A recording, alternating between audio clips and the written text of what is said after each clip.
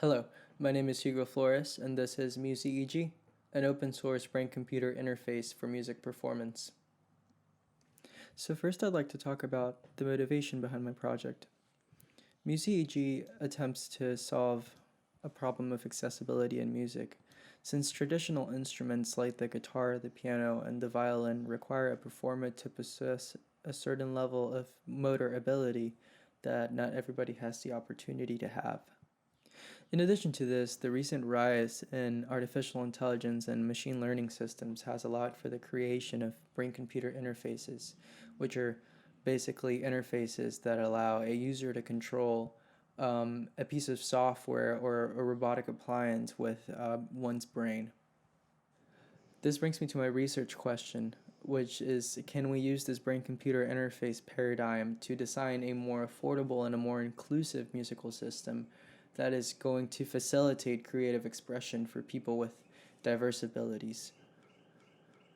The answer I propose to this question is to use the idea of facial expression recognition using EEG signals to control a sort of musical instrument that is built upon high-level musical objects like chords and melodies. So the way the system would work is you would have a facial expression recognition system.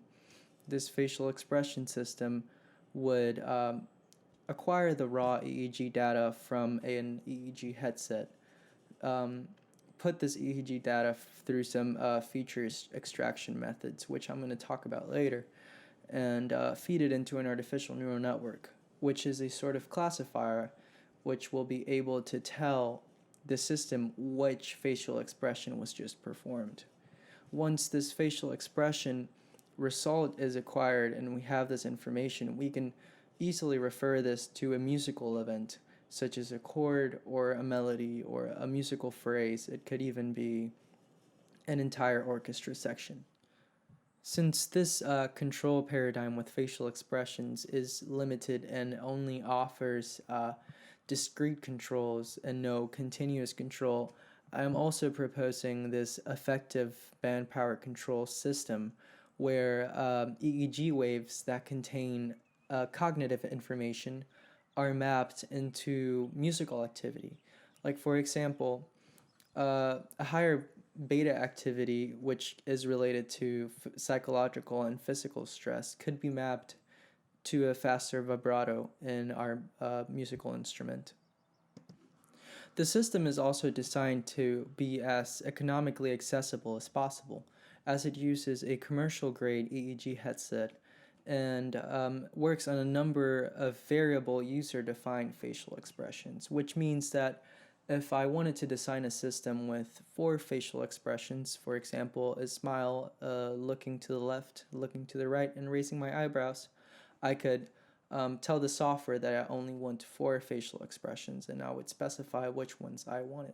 The system is designed in a train-it-yourself structure, which means that the software expedites the data collection process and the training process in order to give the user to train their own neural network model to their own user-defined facial expressions. In order to take a closer look at how this system works, we need to look at how the EEG signal is processed and converted into different things throughout different stages. The first stage of the system is the raw EEG stage, where the data is collected from the EEG headset and prepared for further processing. After obtaining our raw EEG data, we proceed into the feature extraction stage. Moreover, the first stage of the feature extraction stage is the wavelet decomposition, where valuable frequency information is extracted from the EEG data using a 4-level wavelet decomposition using DB2 wavelets. This 4-level decomposition is essentially splitting the original raw EEG signal into its delta, theta, alpha, beta, and gamma components. One advantage of using the wavelet transform over the Fourier transform, which is a more traditional tool for frequency information extraction, is that the wavelet transform produces good frequency localization at low frequencies and good time localization at high frequencies. Since good time localization is an important aspect of EEG processing, the wavelet transforms seem to be a better option for this kind of task. The next stage in our feature extraction process is to perform statistical calculations of our wavelet vectors. So we have the first 4 moments that we're going to extract from our wavelet data. We're going to extract the mean, the standard deviation, the skewness, and the kurtosis from our wavelet vectors, and then normalize these vectors, which means we're putting them on a scale from 0 to 1 to be used as our inputs for our artificial neural network. The reason we perform this statistical extraction is so our data is time invariant, meaning that our data is no longer a function of time, which means that we can use it as an input to our artificial neural network without having to worry about small time overlaps that might mess up our classification procedure. The classification process is carried out by our artificial neural network model, labeled Big Brain, which classifies 320 sample chunks, which are 1.5 seconds of EEG data, to determine what facial expression was just performed, if it was a smile, if it was a scrunch. One of the most successful models that we trained was trained to work on 7 different facial expressions. The original training was done with 80 samples of each facial expression, and it produced a test accuracy of 87%. Running in parallel with all these other feature extraction methods is the band power feature extraction, which sends a message to the musical instrument every 250 milliseconds with information for each of the 4 band power EEG waves that we have calculated. One of the conceptual problems that I ran into when designing this system is the fact that it only sends a limited amount of discrete commands. 5 facial expressions are honestly not enough to make an entire musical piece.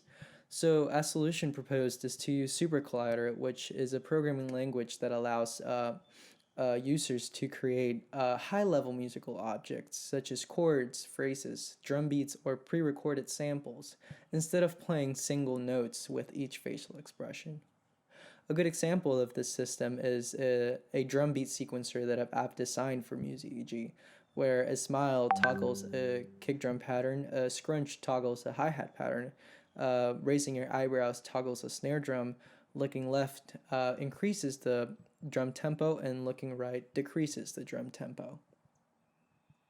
Another advantage of this SuperCollider integration is that it lets us to quantize information to a certain tempo, which means that even though I perform my facial expression slightly before the beat, SuperCollider is going to understand that I wanted to make this sound exactly on the beat, and it will schedule that musical event to happen until the beat. In real time, the MusEEG system experiences an average classification time of 100 milliseconds, which, with SuperCollider's quantization and the high-level musical objects that a user is working with, this average classification time isn't felt at all. The musical control feels natural.